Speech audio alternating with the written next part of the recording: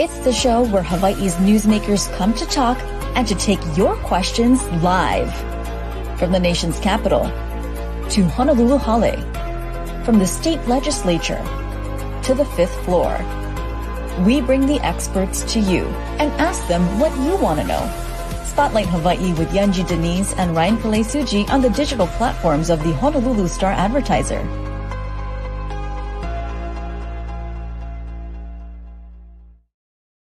Well, aloha, happy Wednesday. Thanks so much for joining us here on Spotlight Hawaii. I'm Yanji Denise, joined by Ryan Kalei-Suji. We are a little under a month away from the opening of something that so many have been waiting on for so long. We are talking, of course, about the start of the Honolulu Rail project. June 30th, the mayor says that people can start to ride the train. So who should we talk to? Of course, our guest today, Ryan. That's right. The countdown is on. And joining us this morning is HART CEO Lori Kahikina. Thanks so much, Lori, for joining us once again. Good morning. Thank you for having me. Let's just start off broadly with where we're at with this timeline happening about a month away from handing over the keys, so to speak, to the city. How confident are you that you folks will be ready for this upcoming deadline? Yes, very confident. So thank you for asking that, because when Mayor said in his State of the City address, I've been kind of harassed about my gas, right? Because he said July, but we told him don't overpromise, underdeliver because of our reputation. But he, at the last second, decided to say July. Said, okay, we're going to do it, and we're about a month ahead of schedule, because I technically had till July 31st, but we're going to hit it June 30th. Well, let's talk about meeting the sort of things that you need to do to be able to hand over the keys, so to speak. Is all the testing done? What are you doing in the next 30 days or so to make sure that everything runs smoothly on the opening day? Yes. So there are two major things, stumbling blocks that we had was the hammerheads and the trial running. And trial running went exceptionally smooth. Hitachi surpassed my expectations. We expected them to take about 45 to 60 days, but they nailed it. They got that 98.5% uptime in 35 days. So on April 2nd, they met that. All of the paperwork has been submitted. So on the trial running side, we're complete, ready to go. The other thing was the hammerhead. So the work was finished on May 21st, and now we just need documentation from our engineer of record that everything is safe. We can get people onto the stations, and we should be getting that document sometime this week. So we should be ready to go. You know, when we spoke about this program, one of the other question marks and red flags that came forward were some of the cracks in some of the structuring. At the time that we last spoke, I believe that we were discussing whose responsibility it would be to kind of pay for some of that. First question is, has all those cracks and those concerns been resolved? And has there been any determination ultimately who is going to be responsible for covering the costs for some of those repairs? Oh, very good question. So the actual physical work, like I mentioned, was completed. So all the cracks were epoxy injected. And then the post tensioning was done on those 8 hammerheads out on the west side. All of the costs that have been spent up to now to do those repairs, Kiewit has taken on those costs. HART hasn't spent a penny on it. No commercial discussions have been discussed. I don't think Kiewit is going to file any claim against us. But if they do, we'll cross that bridge when it comes. So to answer your question, no discussions have been done with Kiewit, but all costs have been borne by Kiewit up to this point. You know, we've been waiting for this day for so long. I'm sure that you have some analysis, but what can you share with us about how many people you actually expect to ride the train, given where it starts and ends at the moment? Sure. I'm not an expert on the ridership numbers. That's more Roger and John, but I can't remember the numbers that they were projecting for the first segment of what the ridership will be. Of course, it's going to grow once we open the second segment in a couple of years, and even more once we open all the way to Civic Center. But I'm sorry, I don't have those numbers off the top of my head. Just sort of broadly, though, what are you hoping that, not in terms of numbers, but impact, this was really supposed to help alleviate some of the traffic congestion. Do you think that this first part of the route will actually help to do that? I'm not sure about that, because we are only going up to Aloha Stadium, but I do know the Navy is a big impact. They're one of the big employers that we are at least going to be servicing. DTS has already been speaking to the Navy about having bus routes exclusively for their employees, because they're already a large employer now, but with dry dock starting pretty soon, even more so, they're going to have more employees, contractors working over there, and there's not enough parking. So my understanding is if we can get those employees off of the roads, get them on the train, if they're coming from the leeward side, meet up at the stadium, and then there's going to be bus routes directly for Pearl Harbor. So I think there'll be some impact to the traffic, but not as much as if we're opening all the way. You know, this may seem like a pretty elementary question, but just wondering how the mechanics of this is going to work, knowing that it is only going to Aloha Stadium, that this is just part of the phase. But when you're looking at the logistics and the planning of how many rail carts, so to speak, that will go through, what does that look like? Will it essentially just run from the beginning in Kapolei to Aloha Stadium and then just go back and forth? And how many cable cars are we talking about that will kind of be in this transition? Because ultimately, Aloha Stadium was not going to necessarily be the end or hub. But how has the adjustments been having to make along this route, knowing that this is only a modified route? Good question. So for that first segment, there's going to be 5 trains running at any given time, and there's going to be 2 spares. But Hitachi has actually done a terrific job of getting extra cars, extra trains ready. So I believe we're transferring over 12 4-car trains to DTS in the next couple of weeks. But again, they only need 5. And yes, they're only going to be running from East Kapolei to the stadium, and they should be running at about 10-minute intervals. So you don't need to know a schedule like the bus schedule. You need to know when that bus is going to be coming to that stop. You don't need to do that for the rail. Every 10 minutes, there should be a train arriving. So if you miss it, don't worry. 10 minutes later, another one will be coming. But as far as the connectivity, my understanding is DTS has made adjustments to bus routes so that there is going to be a bus to meet the passengers at the different stations. This is all new for so many of us. And I think one of the things to remind people is that these are driverless train cars. So if you can just walk us through some of the logistics of that, how the operation is actually run. I know it's automated and there are people that are running it, but how does that actually work? And what if there is an issue along the route? How is that handled, given that there is no driver in the car itself? Sure. This is more of a DTS question, but I'll answer it best that I can. What I understand, they have a 3-tier security and safety plan. And the first level is, although you're right, no one will be physically on the train, but when they first open, I believe they will. Maybe roving securities inside of the trains and also underneath at the different stations. Especially when they first open, they'll have ambassadors to help people how to get a holo card, how to load it, how to use the fare gates, and how to open how to get up on the top to the passenger gates. But at the operations center, there's someone monitoring 24/7. There are thousands of cameras along the system, whether it's on the guideway, inside, external to the train, inside, external to the stations. They can even verbally speak on those speakers. For example, when we had those students break into our station, we can talk on that, police are going to be there any second now, so you need to vacate the facility. But HPD is the last tier. We're not going to have police officers 24/7 on the system, but they will be available if something should happen. John Nouchi, my understanding, just took a bunch of the leadership of HPD out onto the train a couple of weeks ago, and they were very impressed with the system, how clean and efficient it is, and they are on board to help make that system safe for our passengers. Let's talk about where things are at as we move further into the urban core and Dillingham. When we last spoke again, you said that seemingly every day there is some sort of hiccup or some sort of obstacle that you're having to overcome. How have things been thus far in the last few months with just the work that's happening there? And if there are any things that have come up that have surprised the work that's been going on there right now? So one issue that did come up recently, our contractor NAM puts together a traffic control plan, and it needs to be submitted to DTS for approval. And it's an ongoing construction site. So things happen. Cones get knocked down, signs are knocked down, or they're not in the right place, giving the right instructions. And so what my team does is they do regular inspections.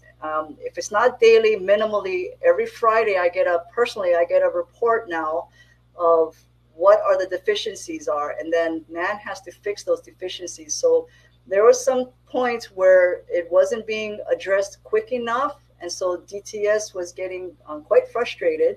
So I got a call late in the afternoon that DTS is going to pull our permit because we need to make sure. The purpose of the traffic control plans is to make it safe for the motorists and even the pedestrians that are walking, and even for the contractor.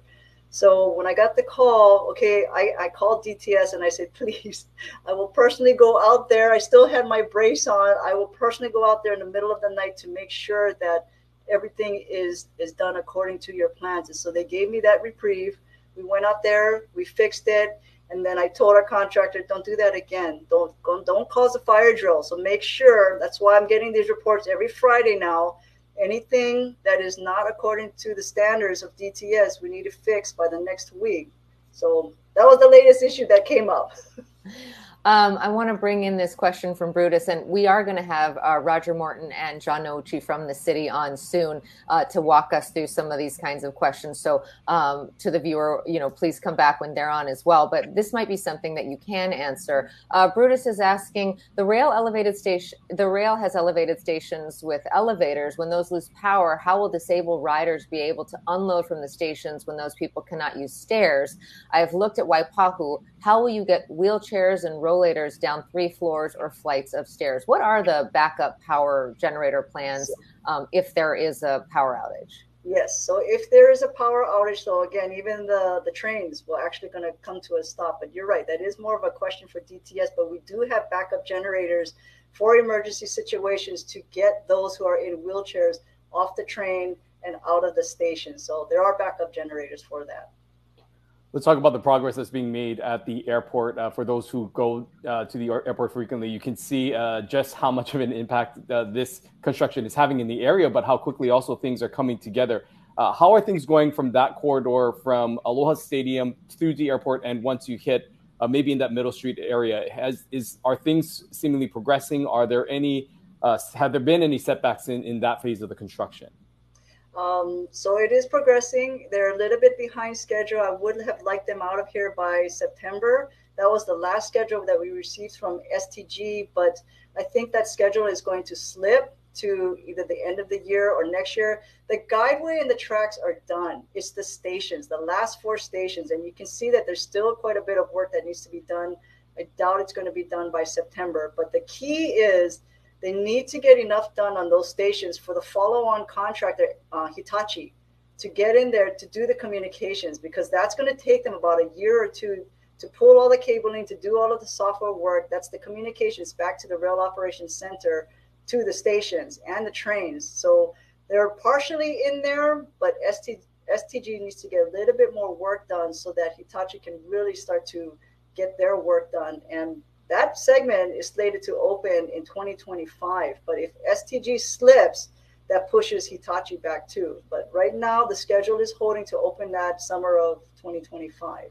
Okay, and just so people understand the logistics of this, it's not like bus stations where you can just go to the next one that's ready and the next one that's ready and so on. So we have 9 stations opening on the 30th of June, East Kapolei to Aloha Stadium. What is the next segment then airport? What is the next sort of segment of stations that will open? And I'm guessing that's the 2025 route. Right, correct. So there's 4 more stations that are opening. So you're correct. From Aloha Stadium, then it goes to Pearl Harbor, to the airport, Lagoon, and Middle Street. And when I first came in, and Mayor first came in, he asked me, can we at least open up to the airport? Because that's another huge employee hub, but also all of the tourists coming in. Maybe they're going to go out to the west side, but how it works, it goes in a series. And so we tried to we did an analysis. Okay, if we add the 2 more stations to try and open up, it would cost us millions more, and we're only going to save a few months. So we said, sorry, Mayor, we have to just open up to the stadium, and then the last 4 stations come as a package deal. And the communications, like I said, it's in series. So STG needs to allow Hitachi to get in at the Pearl Harbor station, at the airport, and then it goes in a series so that they can talk back to the Rail Operations Center as they're pulling their cables. When talks of the budget for this project continue to move forward, there was a discussion for ways to modify and to help maybe reduce some of the costs by maybe eliminating some of the initial routes and stops and stations that were initially planned. Are any of those types of conversations still happening? Have all these stations and stops been solidified and confirmed? If you can give us an update on what that looks like as we move even beyond Dillingham, going into the urban core of downtown Honolulu as you make your way to the Civic Center. Sure. So I did say that the last time I was here on Spotlight, and I got into trouble. My staff beat me up, FTA beat me up. So please get that off the record that we cannot eliminate stations, but we have the funding. The funding that if you put into what we put into the recovery plan, we have the funding to get all the way to Civic Center with the remaining stations and guideway. I think the question I was asked at the time was, what if what we have the City Center guideway station request for proposals out on the street? The first part, what happens if the bid comes in higher than we expected? And so I said, well, maybe we might have to temporarily defer a station. Well, okay, we can't. So we need to find other alternatives. But the good news is our GET, TAT is coming in higher than anticipated. Hopefully we can control our costs on the remaining contracts that are being worked on right now, whether it's the AGS, the STG contract at the airport section, or the utility relocations for the downtown one with Coluccio. Our staff is actually doing optimization. So we're actually moving some of the columns and working with HDOT, working with our partners to see if we can move a column this amount of maybe 1 foot, we save millions of dollars of not having to do the utility relocation. So we're trying to still find cost savings in case that bid comes in higher than anticipated. But as of right now, we do have the funds to get to Civic Center. There's a follow-up from Lauren asking about some of the possible delays you were talking about, just asking why won't it be done by September, and what are the reasons for the so-called slippage? Very good question. I did want to cover that. The reason there was slippage was there's still supply chain issues that all of our contractors are dealing with. We had concrete shortage, we had asphalt shortage, and just trying to get materials in from the mainland. The manufacturers are all behind schedule. So thank you. I did want to cover that, and I meant to do that. So sorry about that. When we last also talked, there was some concern over concrete itself and its availability. And, you were saying how you wanted to make sure that this project was prioritized based on the availability of just concrete on the island. How are those discussions looking, knowing that this is a project that will take, of course, a few more years, but just making sure that you can solidify some of these necessary material in order to ensure that this project continues to move forward in a timely manner? So we haven't begun those discussions, but I do understand that the dry dock is going to take priority. It is a federal project, a military project, so I think there's a law that allows them to take priority over every other project on the island. So we haven't begun those discussions. That at least can some of it come to us, not 100% go to dry dock, but that will affect our schedule, unfortunately, if we cannot get some of that concrete that we need. How are you feeling about where you are right now? I mean, you took on this project at a pretty rough time and took over when there was, I remember talking to you in the first appearances that you had on our program, and, you couldn't get through Longs or Foodland without being stopped many, many times. As you're now in the phase where you're actually able to see folks start to ride the train, how are you feeling about it? And what are those discussions like that you have with people in the grocery store and Longs? Yeah, it continues to be positive. I still get it. At least once a week, a stranger is stopping me on the sidewalk or like you said, in the store and just saying, thank you for taking on this job and for what you're doing. And it's very humbling.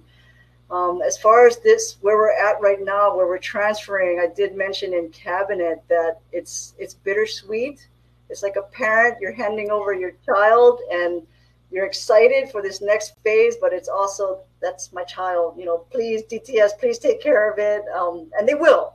And we're here to help them in any way that they need. But it is exciting where we're at, and just very, very humbled by the positive feedback that we've gotten from the public. And you folks are a key part of that. and this is why I wanted to do the interview with you folks today. We moved it up because tomorrow morning we're going to do the morning shows, and you folks have always been so supportive of me and of HART. So we wanted to give you the first crack at an interview with me before I do the morning shows tomorrow. Well, we always appreciate you coming on, and we always appreciate your transparency and just answering some of these questions. As we talk about just the general consensus of the community, one area of community that has been impacted by this has been businesses. And we've seen it along the construction as it went through IAEA and Pro City, and some of those businesses complaining about traffic and interruption to their own services. If you can explain that portion of it, because I think that is a big part of your operations as well, is to really communicate with these businesses that find themselves along the rail line. And as you move in further into the heart of Honolulu and that urban core, with more businesses likely to be impacted and traffic and such, how are you communicating that, and how are you working with some of these businesses? Sure, that's very fair, and it's very unfortunate that we are affecting them, but we haven't had too many complaints. Joey Manahan and his team actually go out to the business community and residents every week to go and meet with them to make sure we're doing everything that we possibly can to make things better for them. We do have our monthly business community meetings, but the attendance has been so low that we might not continue to do them monthly because there's not much update that we can give them. Those that have called in, there's only been a handful, and it's, can they get financial relief? So that's not on HART. We are impacting them, but we don't have authority over that. None of our funds can go to assist them. But I understand City Council is putting together something maybe. The difficulty is going to be to prove that the impact was solely from HART versus COVID impact, supply chain issues. That will be difficult for the businesses to show. But again, that's out of our purview, but we're trying everything that we can to help. We make sure their driveways are open. We have signage to help them.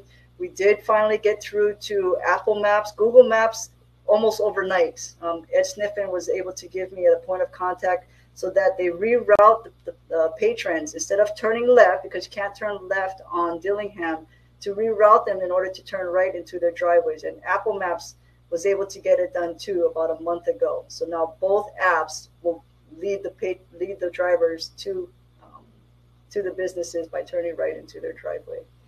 Yeah, and just to remind people, I mean, this is not a temporary situation when it comes to Dillingham. We are looking at years of this. Is that right? That is correct. So the contract with MAN for Dillingham, it's a 38-month contract, but more than likely it's going to be 4 years just for the utility relocation. But after that, the city center guideway station contractor comes in.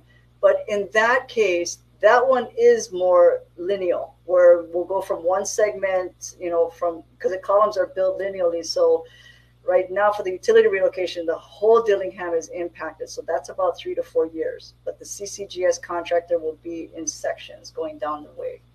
And if you can explain and just give us an overview of when it gets into the downtown corridor as it moves into Kaka'ako, what are some of the challenges that you anticipate, knowing what you're running into with Dillingham? How are you navigating through as you anticipate that, and what does that timeline look like for that last segment? Sure. So the downtown utility relocations is actually a much shorter contract. They should be done next year in 2024, and we're doing a lot of, like I said, optimization over there. So there's less utilities to relocate. But as far as the impacts, a little bit different. We're going to be more on Ala Moana. So we're not in the heart like Dillingham. Dillingham to me has much more of an impact than downtown. So that timing, again, the city center guideway contractor, we're going to want to award by summer of next year. And we're thinking, because the downtown utility relocation is ahead of Dillingham, he's going to have to start east and start working west back towards Dillingham. So that contract will be awarded hopefully summer of next year, but it's a design build contract. So the design will probably take about 1 year and then shovel to ground the year after that. So looking overall at the timeline, I know you said that, we're looking June 30th for this first segment, 2025 for the next, and it's basically three segments. Is that right? So when do you think that this will fully be completed up to, where we're ending now, and then maybe further discussions down the line about Ala Moana and UH and so on? Sure. So the last segment is 2030, 2031 timeframe. That's to Civic Center. That's at the cross streets of Halekuila and South Street. But beyond that, we do need to get to Ala Moana. We do need to get to the University of Hawaii. But first steps, we want to open up the first segment June 30th, get the second segment open, get the third segment. But so we'll start talking about the Ala Moana and beyond. Our board has actually formed a PIG, a permitted interaction group, to start talking about that, because hopefully there's some cost savings with our existing funding, but we will need additional funding. The biggest of our funding is the GET-TAT, so might have to start conversations with the state legislators in about 2 years, but we need to still prove ourselves. I'd like to get us open so that they can look, feel, touch on what the rail system is like. And then the federal funds, we are eligible for federal funds past Ala Moana. From Kaka'ako to Ala Moana, we're not, because they forgave, even though we truncated the scope with our full funding grant agreement and our recovery plan. They did not take away any of the funding, even though we truncated the scope temporarily. So we can still go for federal fundings from Ala Moana to University of Hawaii, or more further west.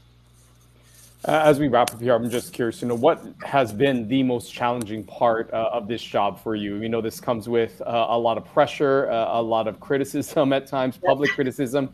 But for you, what has been the hardest part that you've had to navigate through? I think that exactly what you said, the public perception. And it's right. It's rightfully so, right? The people have waited so long for us to get to this point, and the budget has been increased, the time has increased. So there's valid frustration, but yeah, me and my team, we get beat up for that. But I have to say, over the last 2.5 years, it has gotten much, much better. In the beginning, it was really rough. It was really rough public perception, but I think it's improved quite a bit. And again, I credit it to you folks, or like the Rick Hamada. He's been a huge supporter now. Rick Keene and I are there every Friday morning, and the media has helped turn public perception a bit. So that's a little bit of pressure off my shoulders. I appreciate it.